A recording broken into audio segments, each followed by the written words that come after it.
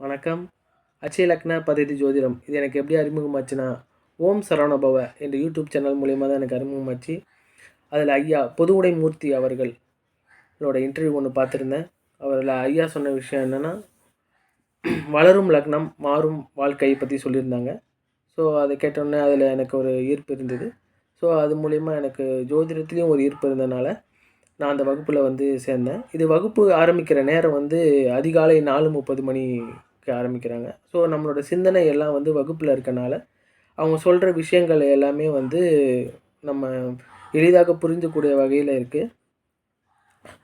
அது இல்லாமல் இவங்க ஏற்படுத்தி தந்திருக்க அந்த சாஃப்ட்வேர் மென்பொருள் துல்லியமாகவும் எளிமையாகவும் இருக்குது. அதனால் நம்ம ஜோதிட பலன்களை எளிதாக எடுக்க முடியுது.